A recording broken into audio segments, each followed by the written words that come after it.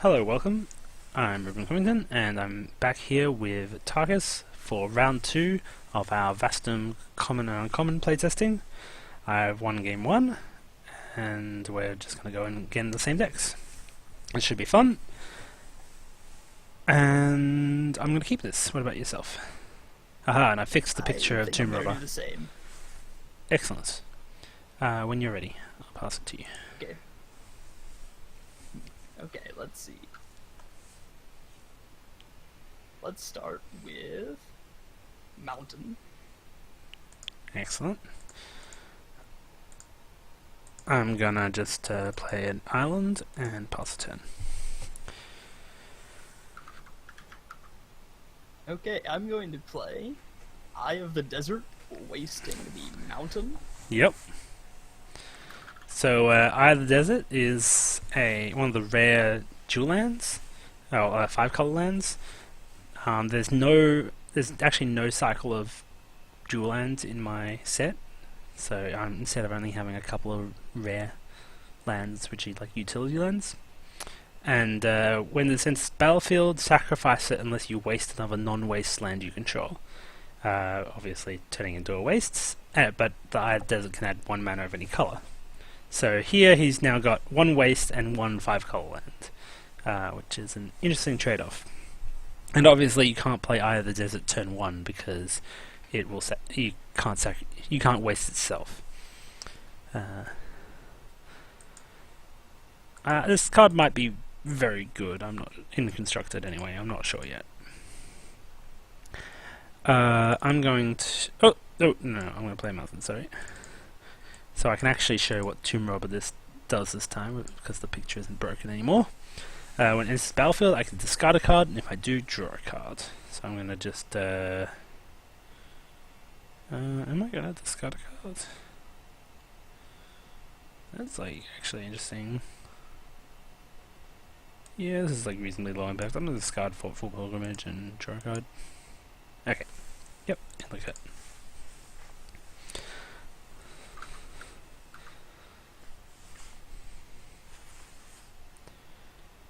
This looks like a fun card. Go ahead and tap 3 for the Raid Veteran. Yes, this is the gold uncommon for your color pair. Attacking creatures you control get +1/+0. Makes it pretty obvious what you want to do. Go wide.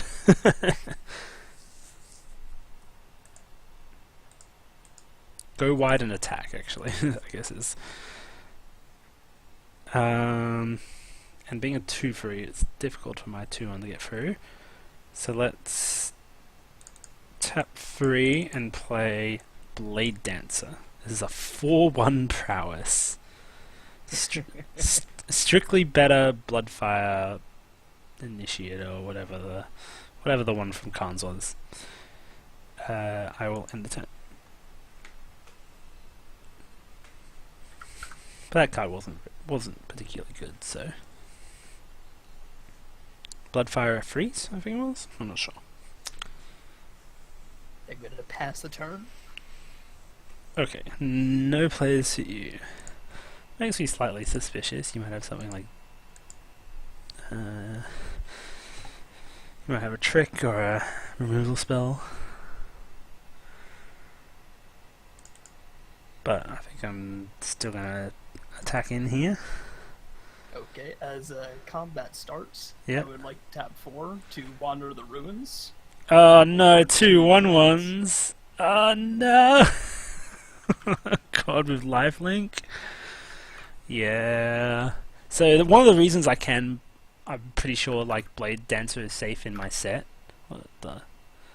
One of the reasons I'm pretty sure Blade Dancer is safe in my set is because, yeah, like -1/-1 kind of set. So there's lots of ways of dealing 1 damage, and then 1/1 tokens, lots of ways of dealing 1 damage. Okay, so you gain 1 life. Yep, my guy dies. I'm very sad. You've now got tokens to pump with Raid Veteran. I'm just going to tap 2 and play Adapted Snap Wing. So this is the only common blue wounds creature. It's part of the cycle that that the Keeper of the Flawless was in. It's where it gets a keyword for a creature having a -1/-1 counter on it. And there's a 2/1 and it gets flying as long as the creature an opponent controls has a -1/-1 counter on it. And it has wound. Gotta say, I really like the wound mechanic so far. Thank you. Yeah, I often get asked like, hey, isn't this just worst Wither? But the thing is that Wither, as was noted during... Yeah, Wither I've known for a long time has issues where it's basically really hard to make higher cost creatures with it, because you have to make the bodies really small, otherwise it causes like... yeah, basically because Wither scales with power, the higher the power of the card, the worse the body you have to make the Wither creature have, and that forces you to be unable to punch through and therefore play defensively. Because you don't want to attack into a Wither creature, but you also, if all your guys are 2/2s and your opponents have 3/3s, even if your 2/2s have Wither, you don't really want to be attacking into their 3/3s. And so Wither causes defensive gameplay, which Wound doesn't, at least to a large extent, because you can put on more efficient bodies. The thing I like about it so much is the choice. That too. Choice is always a positive, even if it isn't a strong choice. I just like to have it.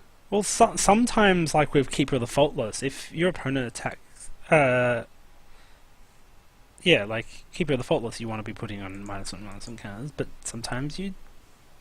Like, just say if I have a 4/4 that has a counter on it already... sorry, a 3/3 that has a counter on it already, and so it's a 2/2, and then you attack in with Keeper, you might want to put another counter on it rather than kill my guy. That Knight token doesn't have a dart for some reason, I don't know. Anyway, so both your guys get +1/+0, which is quite annoying. I am going to... this is quite bad for me. I'm gonna block the Knight token with the 2/1 Tomb Robber, and you're gonna gain 1 life, and I'm gonna take 3.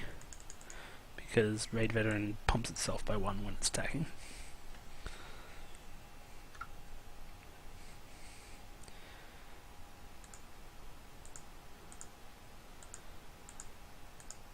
Aha, this was the card I was looking for. Is it? So... yeah. What do I just play this? I think I'll probably just play this. So... I'm gonna play Marauding Fire on Raid Veteran. Okay.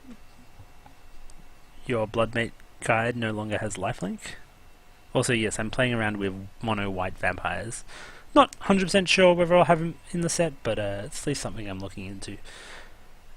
Just because there seems to be a lot of really good vampire, like kind of Mad Max style vampire art that looks very white. Mainly because, like, I guess vampires in sunlight always look a bit, always look better.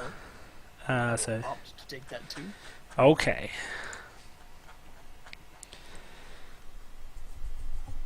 Anyway, getting rid of your Raid Veteran is quite good for me.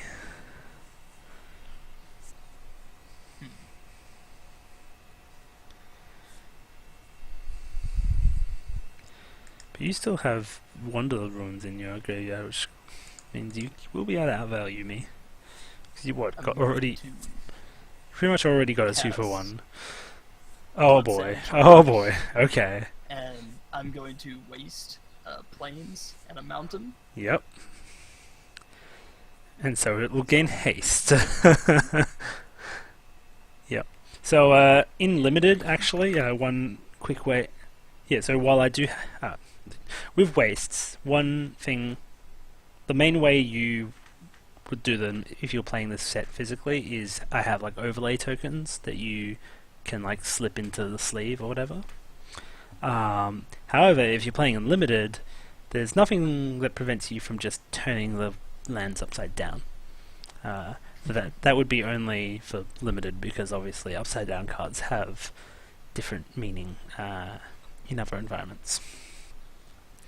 Yeah, so I'm taking 8 here. Wow. And you gain 3 life because of you control another creature now. Ugh. I probably shouldn't have attacked with the Snapjaw. Okay. But that did, that was a big cost to your mana base. If you draw a, Eye of the Desert is helping somewhat, but you do have 3 wasted lands. I actually think that the drawback on that one isn't nearly as severe if it were at lower cost, just because by the time you have 5 lands in limited, you don't really need all of them for the high conditions. So waste is interesting because the first time you waste is very low cost. Each additional time you waste, it gets higher cost. It's a bit like Delve, right? Where Delve is, if you have 1 Delve card in your deck, the time you draw that Delve card is amazing. You just cast it for 1 or 2 mana. While similar with wasting. If you drew a second Blood Sands Charger here, you would not be super happy. Because you're oh, do I just have all colorless for the rest of the game? I mean, still you can still play as a 5/4 non-haste, so that's fine. The whole idea is about giving it a choice, because I don't think waste is fun as land destruction or whatever. You never waste other people's lands in this set. You only ever use it as a resource, use it on your own. Oh man, I'm in a bit of trouble, because that has 5 power. Okay, so I'm going to play Dune Technician, and then I'm going to tap 1 and play Raid Harasser, which is a 1/1 with wound that can tap to make target creature with -1/-1 can't block this turn. That's fun. Yeah. And so this was coming from an issue I had when I was playing Black-Red, which has lots of wound and -1/-1 counters, is that people would be oh, you're turning on my creatures. Oh, jeez.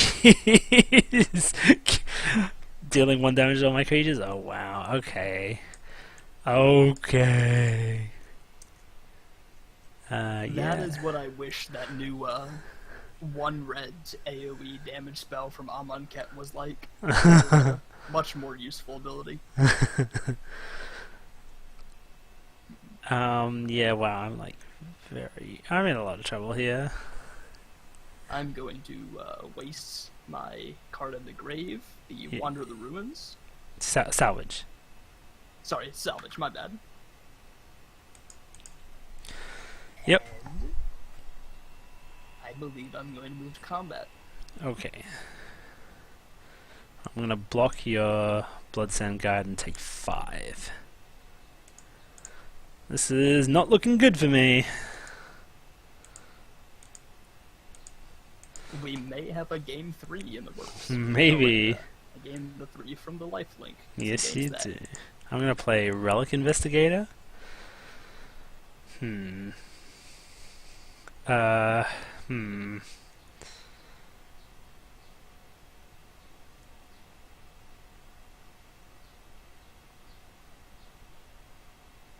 Yeah, I'm gonna just pass here. But yeah, wow, plunder and maim kind of wrecked my board state there. With all my 1 toughness creatures. Because I was planning on wounding your guys, etc. And here we go, Convoy Griffin. Whenever another creature enters the battlefield under your control, Convoy Griffin gets +1/+1 until end of turn. And it's a 2/1 flyer for free. Another, card that obviously wants you to play lots of small creatures. That Red-White wants to do. To 2/3 for some reason. That is weird. No, it's definitely a 2/1. Yeah, the art says 2/1, but it came into play as a 2/3, which was bizarre. might be an issue in the XML. Oh, I think I changed. Okay, yeah. No, I think I might have uploaded like version of the XML file that was like a day. That was like 1 day previous or something. Because Convoy Griffin is one of the more recent designs. Okay, I'm going to tap 3 and play Disfiguring Fire on Bloodsands Charger, and then block it with the. No, wait.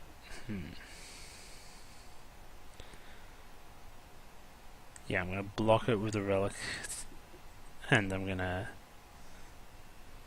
block your Bloodsmate. So my relic investigator is gonna trade because of prowess, and the -1/-1 counter, and then the other guys are just gonna bounce off each other, and you're going to obviously gain more life, which is an issue. But my 1/4 flyer does block your Convoy Griffin. Though I'm going to need to... Yeah, I'm going to salvage my Thoughtful Pilgrimage, because I need to draw another card. That doesn't help. I might be dead. I'm going to salvage Disfiguring Fire. I'm going to play Mountain. I'm going to... My guy's technically become a 5/4 until the 10, but that's until the 10.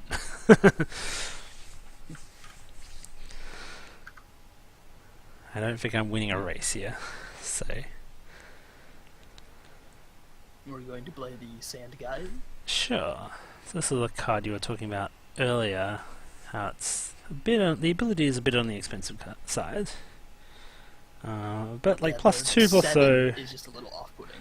+2/+0 is a big bonus. You know, I've killed many people with Trumpet Blasts, but well, playtesting will see if that's a little too weak. Let's see, I need 1 red, 1, 2, 3. I believe I tapped 3. Tap an extra just in case. Sure. And we play the no pack pair. Yeah. What do you think of this card? I like it. I just have a special place in my heart for simple red cards that like to hit stuff. Well, you're playing the right deck, my friend. You're playing the right deck. So this will gain until end of turn. Oh boy. +1/+1 for each of these. Oh boy. And I believe I'll move to combat. Yeah, so I have to block the Convoy Griffin, and then I take 3. And my Dune Technician dies, and with it, probably me. Bit late for a counter spell. And nothing in my graveyard. Yep, I'm gonna call it. That's game. Okay. Okay, so we're gonna go to game 3.